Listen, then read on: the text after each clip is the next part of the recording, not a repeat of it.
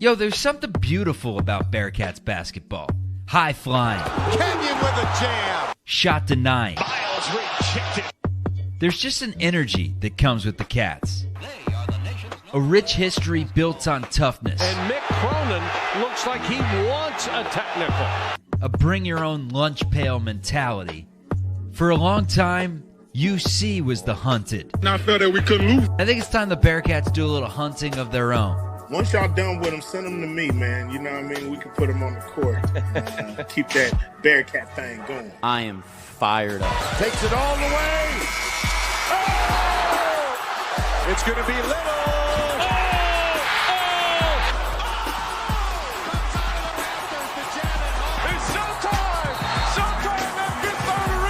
I wonder how Steve Logan would be over in Afghanistan or somewhere. I bet he'd be pretty poised. He just does not get rattled. Man, Exo, he'll cut it loose. Watch out. Stevenson cuts it about. Oh! Kilpatrick outruns everybody. Johnson, the exclamation point. We've been dealt the king of heartbreak over and over again. Rozier.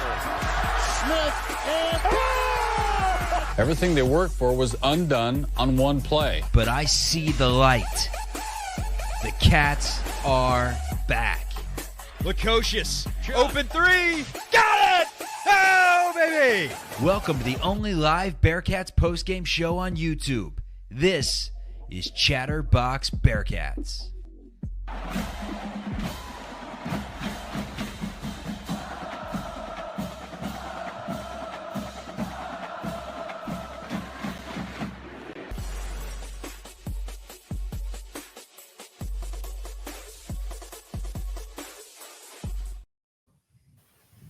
Well, the Chatterbox Bearcats surely are back. I'm Nick Niehaus, back with another episode of Chatterbox Bearcats, a midweek show. Special episode tonight because we have a third host joining us tonight. Usually it's just me and Eric Lilly on these shows, but Hudson Klauke joining the show tonight. Very special three-man weave. Hudson, you ready to break it down? Oh, I am. I'm excited. We got a lot to talk about. It's been a while. It has been a while. Let's do this. It has been a while. I was going to say break it down about the Crown because we're going to start off with the Crown, then we're going to get into a little portal news, or I guess, it's rumor season.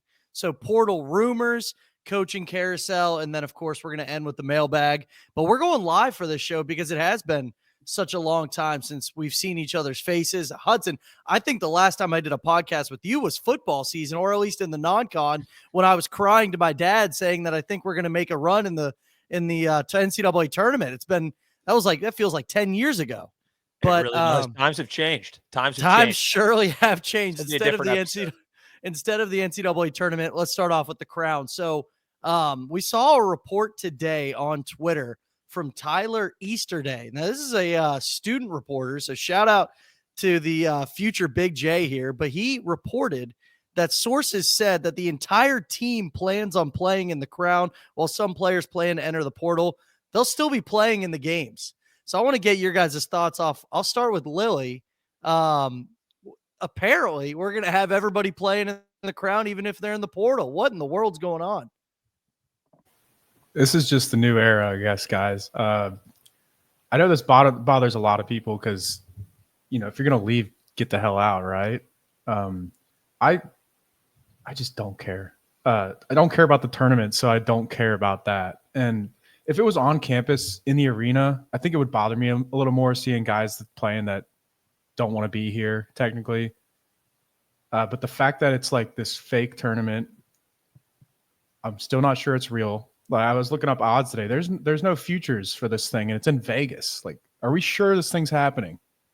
I don't see it on DraftKings. I don't see it on FanDuel. Anyways, this fake tournament, it just doesn't feel real to me. That it's so far away. I don't care who plays. This is a bad podcasting angle, but just exactly how I feel. I know a lot of people are upset, but hopefully one of you.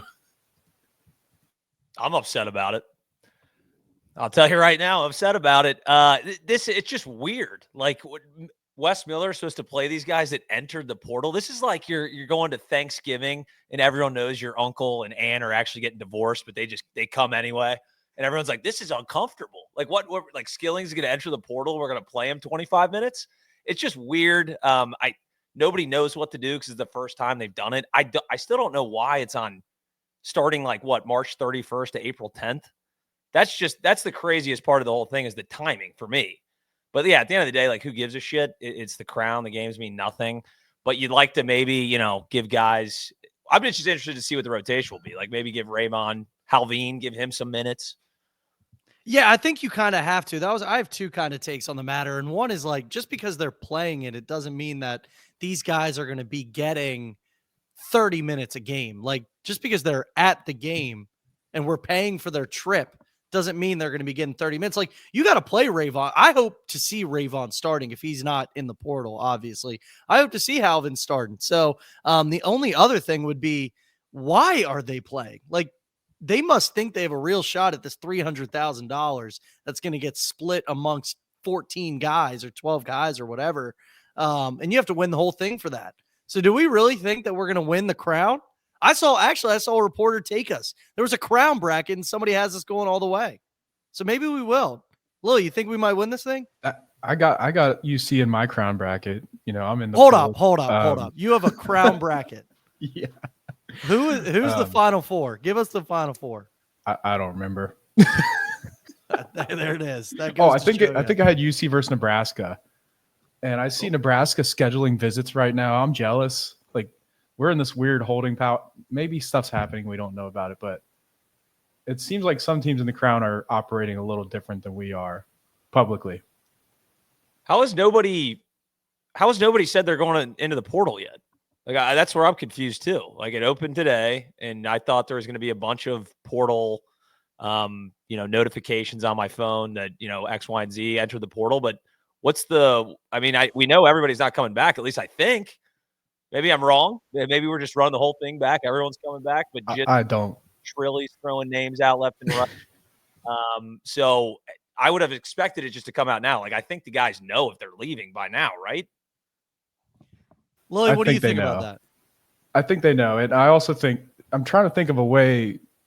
If someone enters the portal here before the game, do you just bench them? Would this send the message like you're quitting on the team here? Like come on the trip, but you're only getting 6 minutes, Jizzle. I don't know how to approach this. It's new territory, like Houdini said, and it's just horrible timing. Like I did not want my first experience of April basketball to be this. I wanted it to be Final Four. That'd be nice. But here we are. We're playing in we're going to Vegas, baby.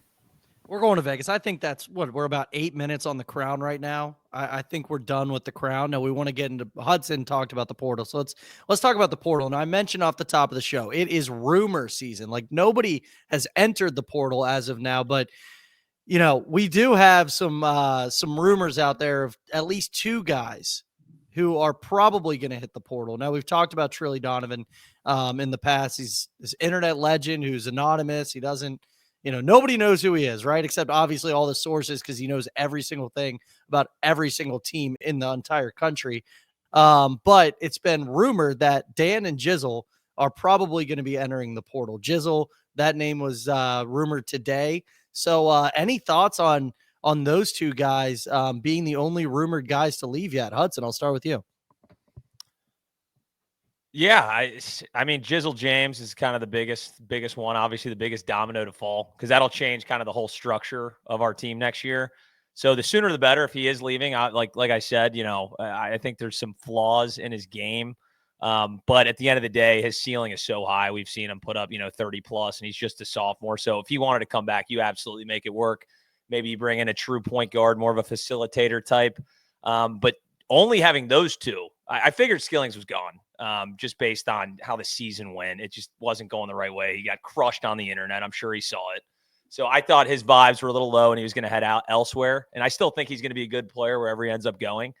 But to only hear two is it's a little alarming for me. I mean, this wasn't a good basketball team.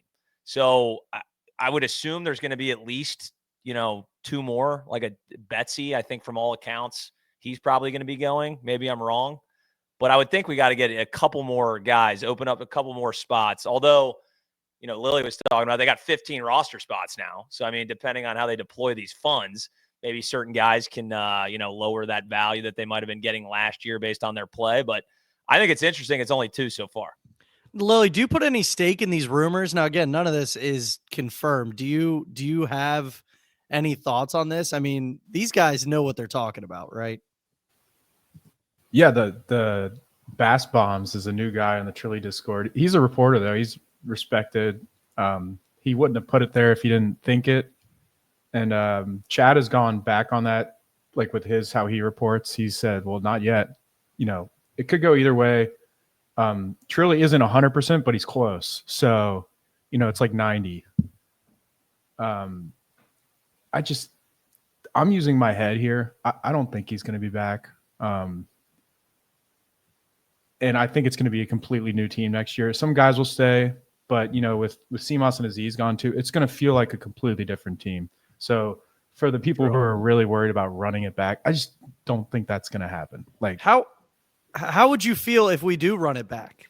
I know Hudson has some takes on this. I think it would. I think the same thing would happen. Yeah, it has to. Honestly, that's my biggest fear. Like, I'm not considering that as a possibility, but like, I guess deep down in my brain somewhere, there's like a 1% chance of running it back, and that's the worst thing we could do. Like, you have to pitch this new thing to us because we've seen this for 2 years. I know Mitchell's new, but like, this team felt like an extension of the team before. It was miserable. They lost close games. This year they started getting their ass beat. So like, it changed a little. It actually got a little worse. Blow it up a little. We got to see new guys in here. There's a lot of good college basketball players out there. Let's just see if something else works. Yeah, and you can't transition. We came in last year with the core of Seamoss, Jizzle James, and Dan Skillings. We can't transition that to, hey, it's Day, Jizzle, and Dylan Mitchell, and think we're gonna make the tournament or even be a competitive team in the Big 12. So they got to be swinging heavy in the portal. I mean, it is portal season, as we know. Every single guy, I'm looking up their stats, and I'm acting, never heard of these guys in my entire life. And I'm like, look at the 3-point percentage. He's 6'8". I think he can defend the rim. So at this point, it's just a guessing game. Once guys actually enter the portal, at least we'll know, hey, we got to fill this many spots. So for now, it's like a wait and see thing. Yeah, it's definitely wait and see. And I think I learned my lesson hardcore this non-con on getting myself too worked up over anybody who's going to be wearing a Cincinnati Bearcat uniform next year. But about 20 minutes ago, I was down watching YouTube videos of guys in the portal, and I'm all in on All Right, the Valpo freshman, all in on All Right, because his name is All Right, literally A-L-L and then Right. So he's a freshman from Valpo. I've already bought in that, we contacted him. None of this is confirmed on anything. Corey Evans hasn't even been named the general manager yet, but we're monitoring every single person he follows on Twitter. And All Right, we contacted him. So have you guys now, Lily, I know you on Twitter on the Bearcat Bunch account have your portal list. Anybody stick out to you? I watched All Right stuff too, and he caught my eye pretty quick. For a freshman to do that is pretty crazy. That's a decent league that Valpo is in. And his brother, I don't know if you know this or not, his brother is at Rhode Island. His name's Always Right. I wasn't sure that they were brothers or not, but I did know that was a name out there as well. So the dad's a funny guy, classic names. And All Right is better than Always Right, from what it appears. That list has me just thinking we're not going to get him, but it's still, this is the time to dream, dream of having a new team that does not look anything like the thing we just experienced the last 2 years. We got to move on. Like, give Wes one more shot here. And the guy I like is actually Jamichael Stillwell. And he's like a 4 high energy motor. And I'm watching it the other night. I'm like, do I like this guy like more than I should just because he's playing hard? Because of, down the stretch here, like, I don't think guys like totally quit, but like that 100%, 110% stuff was not there. Like, everyone can see that, right? And this dude has no other speed than just going 110%. And I think we need a couple guys like that on the roster, just for our like fans. Like, we're not used to seeing stuff like we saw the last 2 years. And he does that. He's top 50 offensive rebounding and defensive rebounding, and he's like a 6'8", 220 guy. It's not like he's like massive. I like JaMychal Stillwell. Check him out later tonight if you guys get a second, but it's a little early to really be focusing on guys. You know, it's all the links are like they reached out to. The tweets we're going to start seeing here soon are visits, and that's when you start taking guys more seriously. Yeah, it's super early. Now, there has been our buddy Jeff Goodman reported that there's been about 716 names hit the transfer portal. This has been a hot topic. And I was debating with somebody last weekend about NIL. They are not a fan of NIL whatsoever. I was like, I don't know what you can do because I feel like there's just too much money being tossed around that you can't pay these guys nowadays. So do I like NIL? I don't know. I just don't think there's a way around it. The transfer portal is another hot button topic. I'm somebody who loves the portal season just because it's fun and it's like we get another whole recruiting stage in late April and May. Hudson, what do you think about the whole era of the transfer portal? I mean, it's pretty crazy what's going to happen or what's been happening.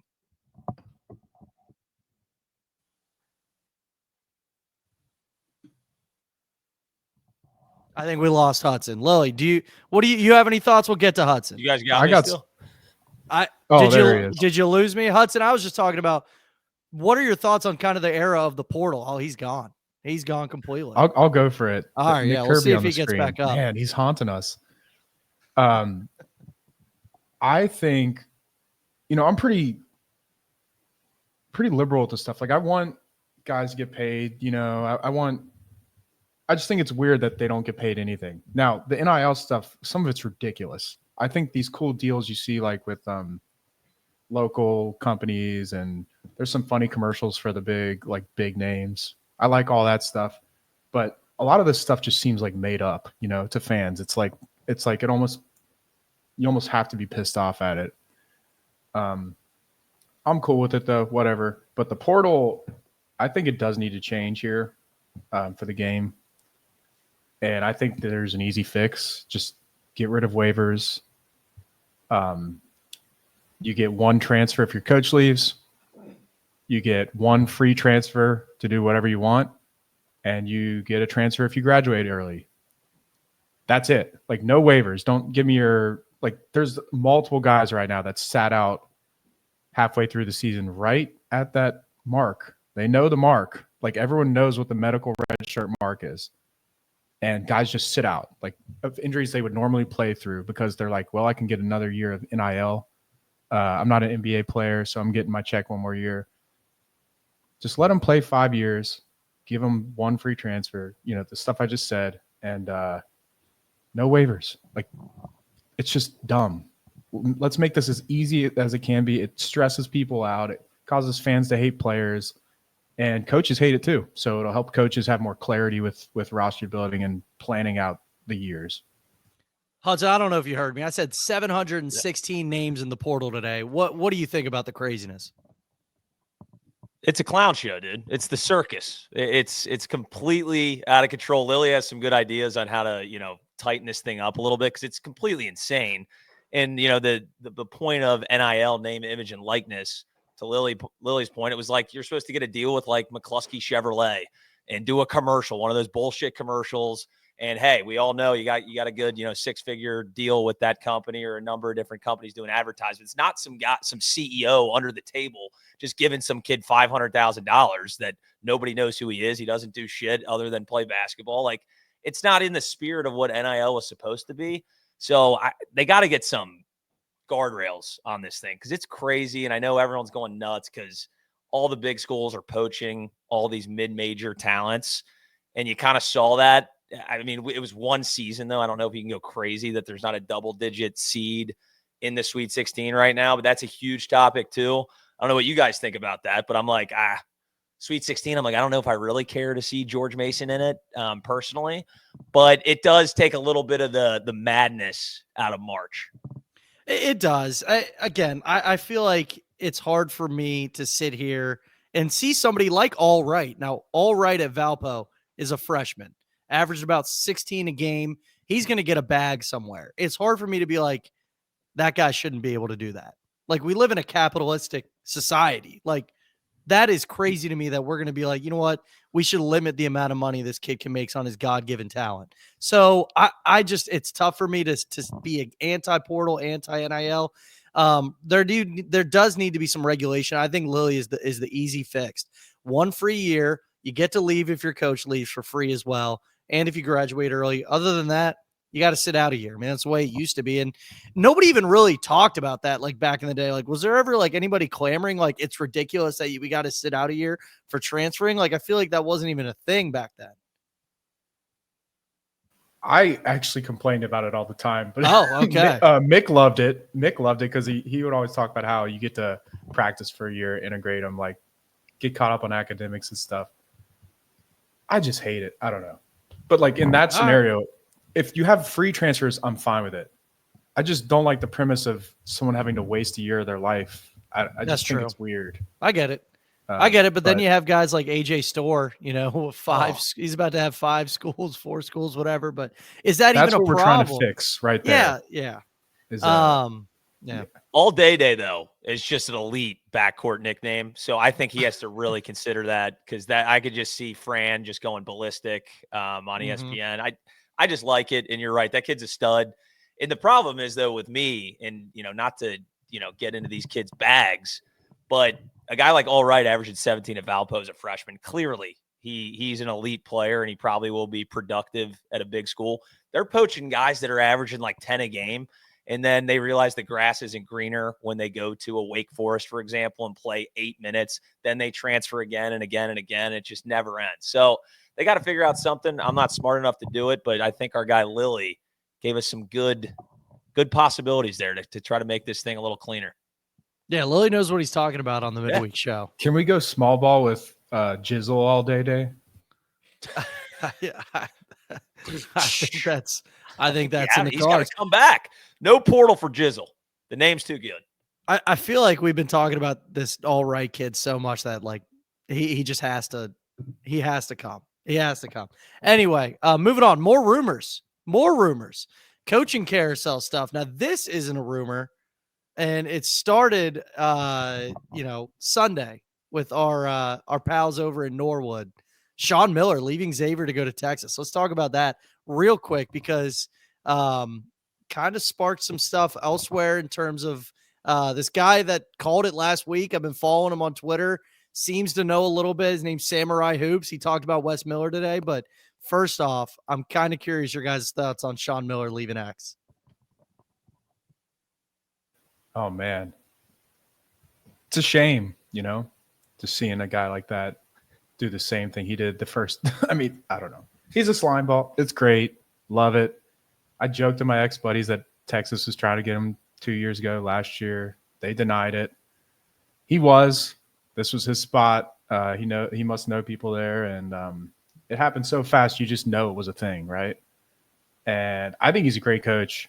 Just kind of reminds me of like Brian Kelly, like in this, just like obsessed with being at that top level. Like, I have to get there to win and not caring about anything else.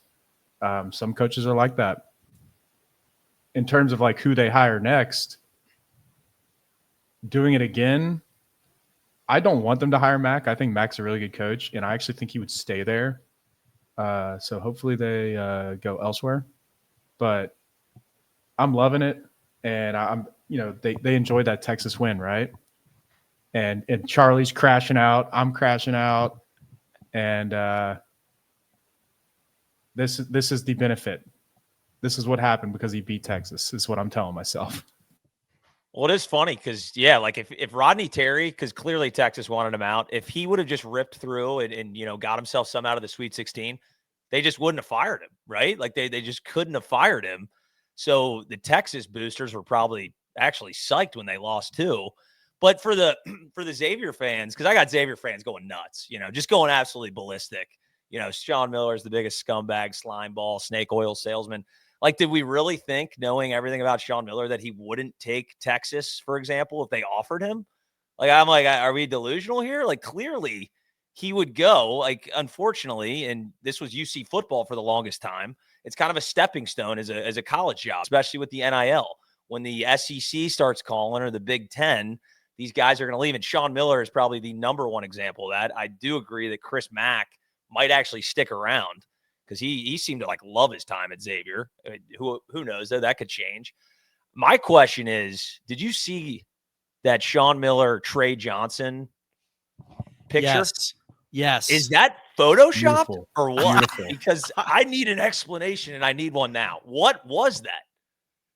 I don't know. I think I have to convert to Lilly here. Lilly, is that Photoshop? What do you know about that? I think it was real. I watched the whole game and don't remember that at all. I guess it was just someone sniped it and it ended up being a classic. Like, I love stuff like that. Yeah. So hold on, Hudson. Bad podcasting. It's Sean Miller high-fiving Texas's Trey Johnson after a made basket, I can assume, during the game. But go ahead, Hudson. Well, no, I'm like, the only way that you would ever do that, I've ever seen a coach do that in my life, is when somebody gets injured and they, everyone's worried, hey, it might be an ACL or something. They kind of walk off and they, slap on the ass or something. That looked like Trey Johnson just drilled a 3. And Sean Miller might have whispered in his ear, we want you back next year, brother. Get your ass back on defense. Because that's the craziest thing ever. I was about to go watch the tape again because I don't remember seeing it either. I watched the whole game. But maybe that was just a sideline guy with his iPhone that took that, because I would love to get at the Texas press conference and somebody needs to ask that question. That needs to be investigated.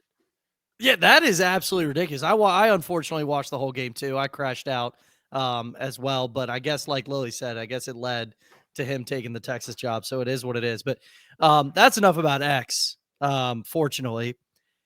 So the reason I bring that up is because I got put onto this Twitter account, Samurai Hoops, and he was calling as soon as they won the game. He was like, Miller's going to Texas, book it. And then all these Xavier fans were in the replies oh, he's never going to leave. He's never going to leave.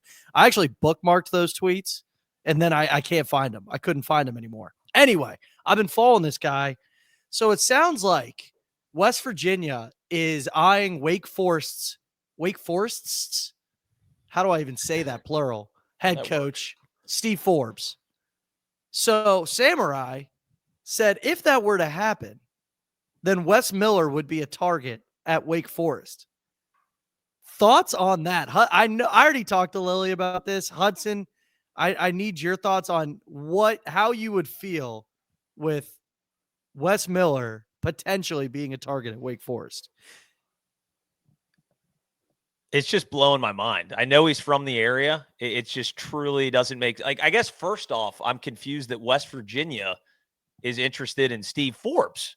So what are we doing? Musical chairs, like the Spider-Man meme of everybody that actually didn't accomplish anything at a major program, and we just want to swap everybody in and out? I don't get it at all. I from any side of the equation here, and I know Lilly, and he's right, it would suck to have, a very short window for a coaching search. If that were to happen, it'd probably screw us even more than getting rid of Wes Miller, because the buyout, after the 31st, drops to $5 million, and Wake Forest would probably fork it up at that point if this were to happen. But I just think the whole thing's crazy. I don't think it's going to happen, first off, but hey, we're in the podcast business. We're going to talk about it. It's a rumor on the internet, folks.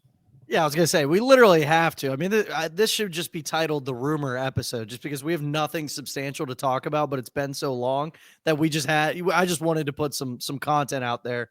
I do want to obviously preface this for people who are sitting at home, why in the world is Wes Miller, or why would Wes Miller ever think about taking the Wake Forest job?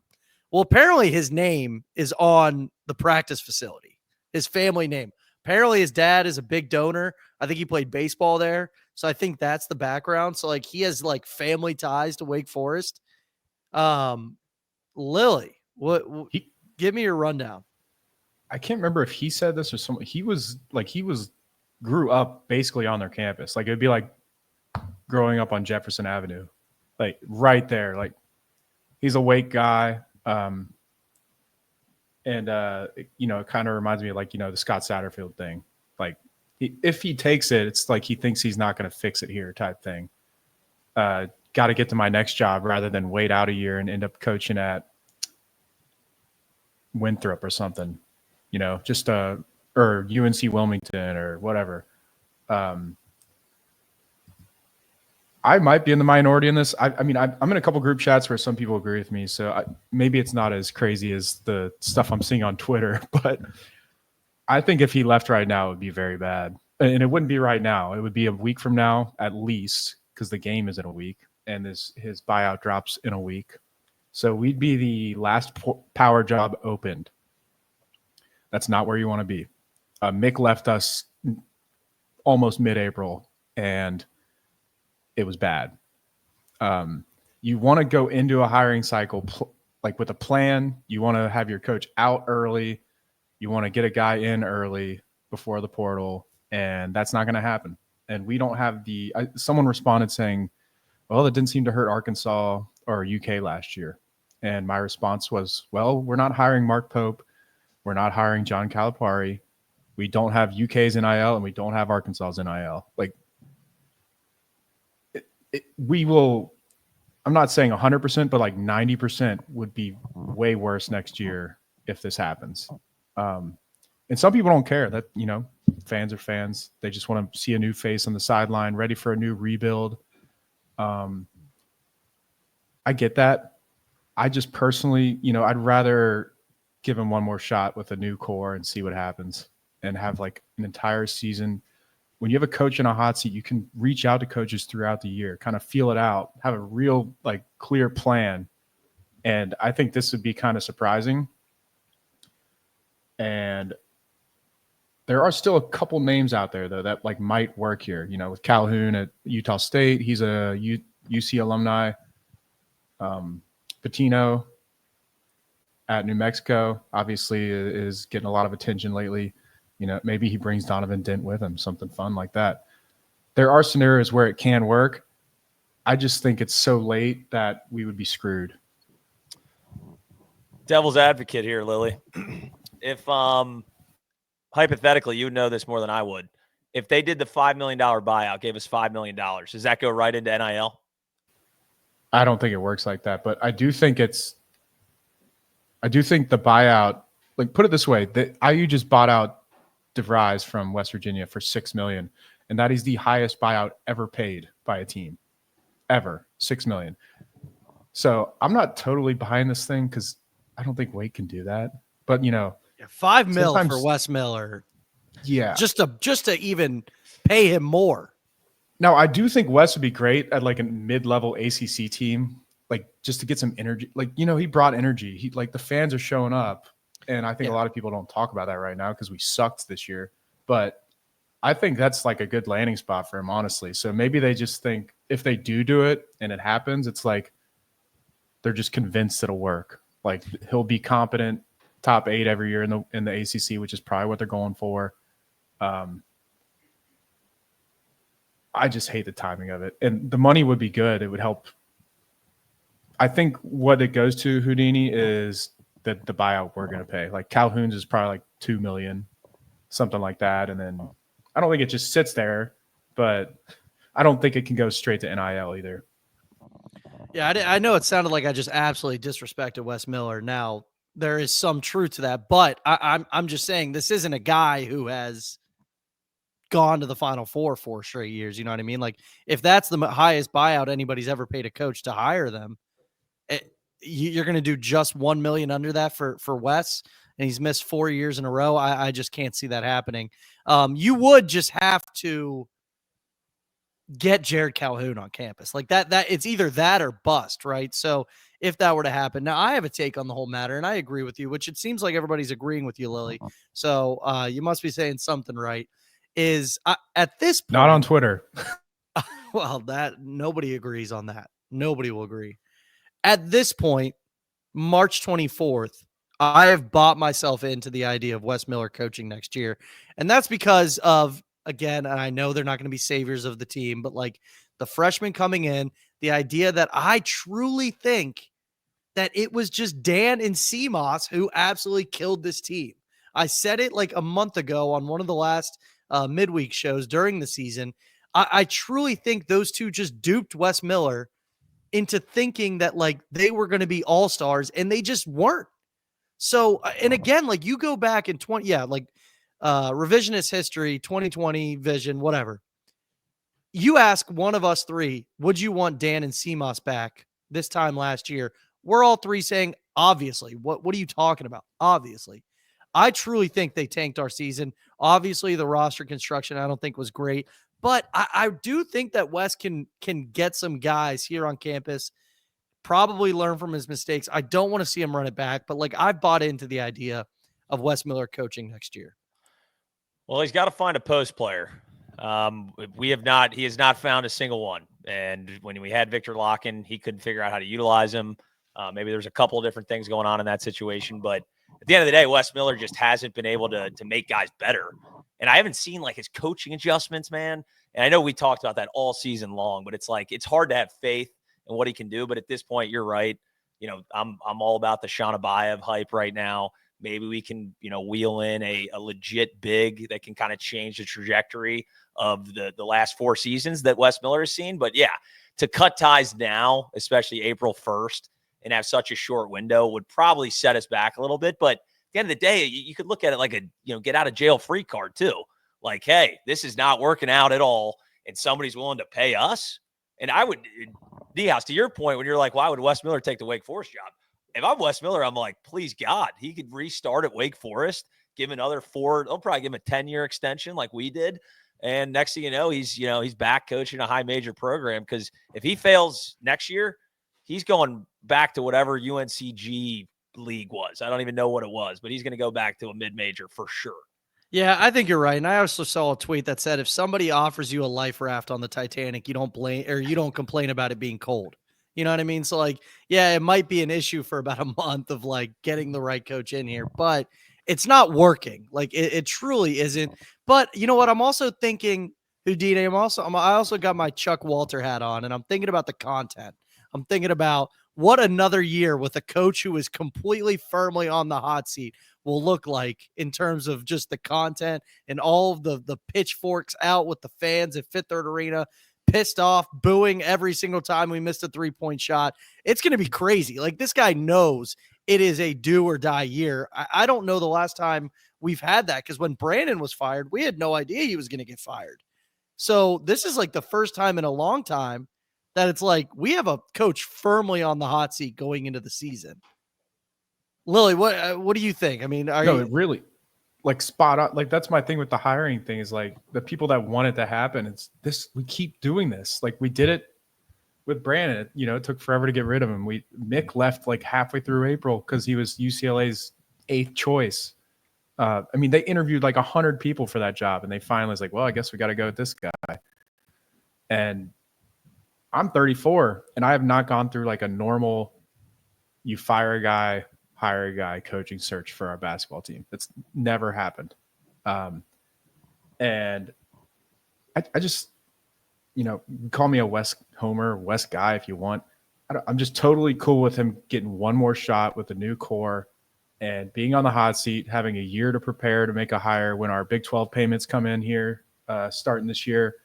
Our job's going to be more attractive. We're going to have a lot more money than we have now. Like, it's going to be the best time, or like the best our job has ever looked in the history of the program will be the next time it opens. And every once in a while, a program like Cincinnati, if you have timing on your side and the coaching pool on your side, you might get a guy that you might not think you can get normally. Like how Will Wade went to NC State this year. And I know a lot of people would respond like, well, what? We could have fired Wes and tried to get Will Wade, which I'm not sure is possible. But I just want to have a normal hiring period and be excited about all the options, not go into it a month later after all the guys I wanted are already moving and gone. That's all I want. I mean, at this point, what's another year? Like, what's another year at this point? I mean, this has been happening since I can remember that we missed the tournament. And Niehaus is right. It's kind of a win-win scenario. Hey, on one side of the coin, if Wes Miller figures this thing out, and everybody was wrong for saying he can't get the job done here, fantastic. I'm hooting and hollering on the sidelines like Wes Miller is every game. If he fails, then it's bam, we're on a coaching search. And we do have an attractive job. The facilities are fantastic. The Jordan deals, the NIL is just as good as some of these elite teams that we've seen, like, in Iowa State, for example. We're right in that echelon, so we can get there. So, yeah, I think at this point, being, March 24th, plus we have a huge crown tournament we got to prepare for. At this point, you just roll with what you got. And if it doesn't work out, we know for a fact. And Drew Horn mentioned it too. If you hate Satterfield and you hate Wes Miller, guess who would be picking Wes Miller's replacement as it stands today? It'd be Cunningham again. So are you that positive he's going to pick the right guy in that situation? I don't know. I think at this point, we are what we are, and we got to roll the dice with him. Yeah, no, absolutely. Any final thoughts on that whole topic before we get into the mailbag? Now, I will say we kind of covered the mailbag. There's like 3 questions left. There was like 9 total. There's 3 that we have not already covered. I mean, that it is slow, fellas. It is slow. Lil, you unmuted. Oh, John White cooked me in the comments, so I was laughing. But yeah. Good luck filtering out the questions we already answered. I feel like that's a lot of work right now. Yeah, Lily's positive outlook and chi rivals that of an enlightened Buddhist monk. You're Mr. Positive. We need you around to keep us grounded, because that if it was just me or just Hudson or just Chuck, everybody would be fired. At least I know me and Chuck. Hudson, I think so. I think you're on that. Yeah, I mean, I like to just play both sides of the fence a little bit. But, yeah, at some point, if it's like your buddy you're talking to at the bar, you're like, dude, if you were the AD, we'd have to pay a $10 million buyout every year. So you gotta cool the takes a little bit. But as a UC fan, it's just been so bad from a football and a basketball standpoint for a while that it is warranted that people want people fired. I mean, you can't, the proof is in the pudding. We've seen what the product is. It has not been up to our standards. So you can't blame anybody for saying fire everybody in the damn staff. Well, and speaking of, raising money for the buyout, I did forget to mention that Chuck obviously is not on the program tonight. He is out on he told me to say he's out on a country tour raising funds for the Wes Miller buyout. So that was his excuse on not making it, is that he's out there, boots on the ground, actively raising funds for the Wes Miller buyout. Anyway, moving on to the mailbag. Viva La Cats with a mailbag question, and a simple one, or 2-parter. Who should you see target in the portal? We talked about specific players. I'm going to give my answer and I'll open up to you guys. It's got, depending on, look, obviously we don't know who's leaving. You can kind of bookmark Aziz is gone. You can bookmark Page is gone. I think I'm alluding to my answer right now. Your number one money guy has to be a big. And I know everybody, look, 365 schools out there. That's how many days are in the year. 350-ish schools out there want a big. All right. So they're hard to come by and they're expensive. That's still, there's Chuck in the comments. He said, have we started talking about Sean Miller yet? We got there, Chuck. Anyway, back to my point. You can tell the ADD's kicking in. That's number one. If Jizzle ends up staying, Day-Day ends up staying, you got Tillery as a backup, Hickman as a backup. I know people are going to be like, you're really saying Hickman as a backup? Yeah, I think we need a 5 first, and then you get with a 2, and kind of, fill out the roster after that. Those are my 5-1, 2-2. That's me. I think a big is the number one get. You got to get a legit big. We've seen this Wes Miller offense, like I said, without a scoring big, and it has sucked. It's been atrocious. So I think a big, and the problem is everybody wants a big, like you mentioned. So finding that right guy, hopefully maybe a 5 or a 4 that can shoot a little bit, would be massive. We haven't seen that at all.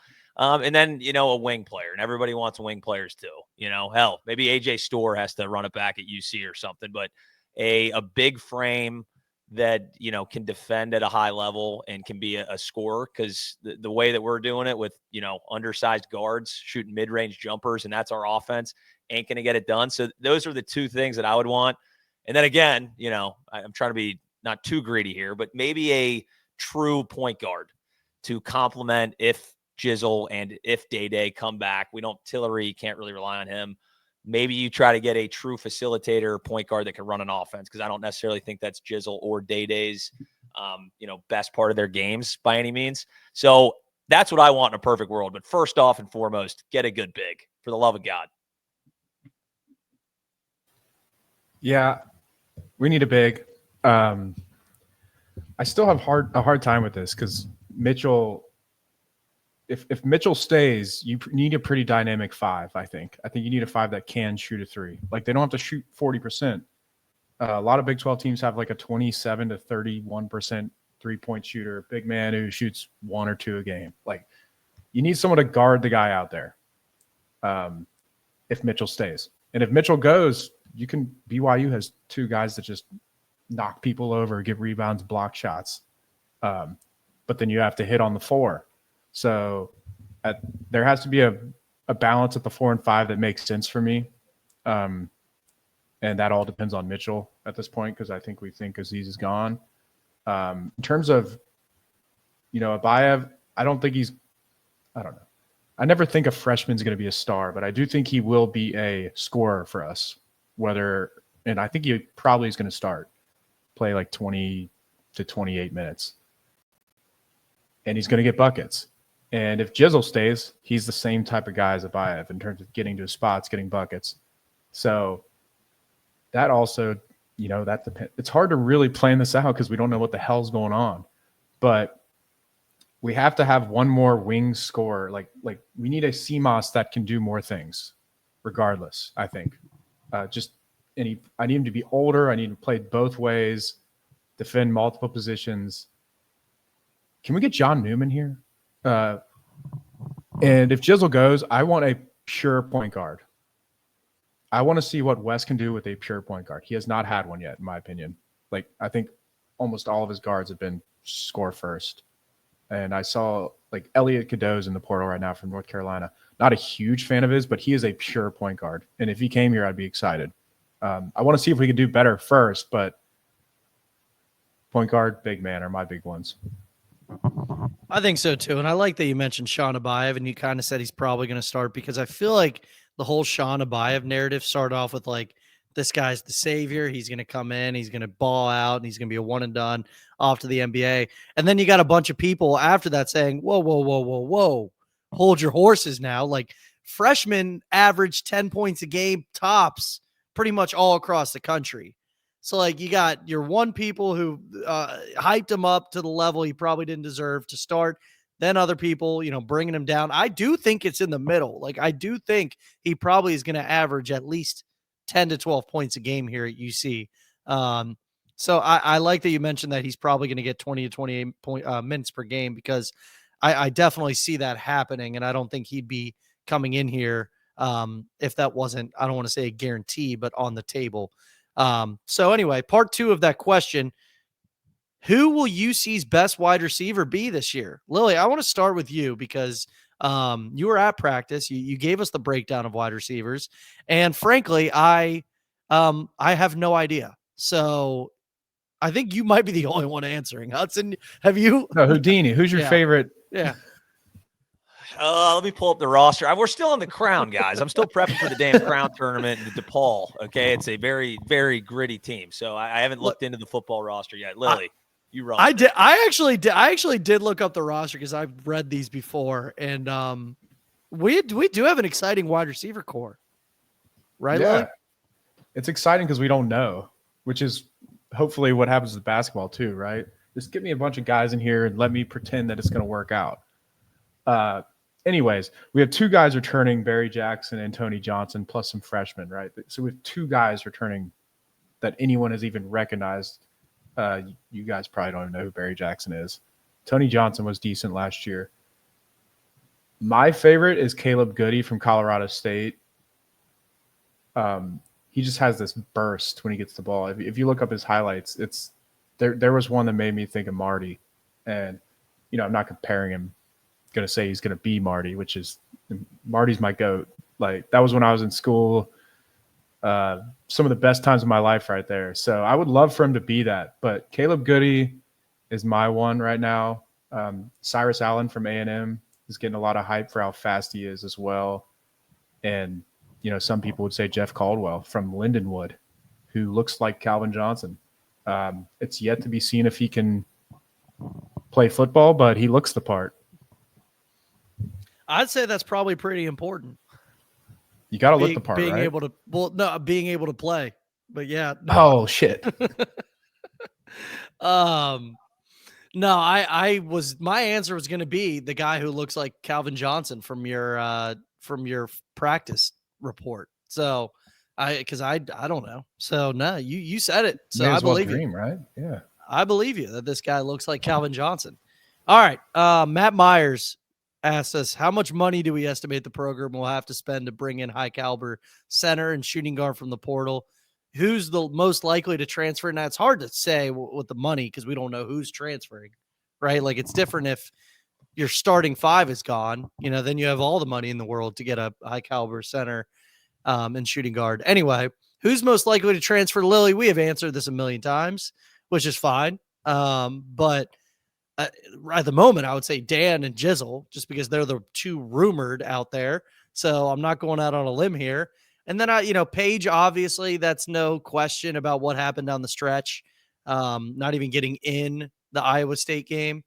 And also, I don't know, Betsy, maybe? What do you guys think? Yeah, I think it's Betsy is the other guy outside of the names you mentioned. Obviously, Paige is gone. Jizzle and Dan, from rumors, it sounds like where there's smoke, there's fire, probably going to be gone. And then the most interesting one to me is like Rayvon. Will he stay? Because that was kind of a weird scenario where you would have thought he would have got more minutes. I think Wes likes him for sure, but he just didn't play him much. And that's, 2 years straight where he hasn't really gotten any run at all. So you would think maybe wherever his head's at, he might want to leave. But that's probably the most, I have no idea where Rayvon is. That's the most interesting. That's why maybe the crown for him, maybe you could see maybe 20-plus minutes. I don't see why you wouldn't unless he told you he's already leaving. So Rayvon's the only guy that I'm like, we'll see.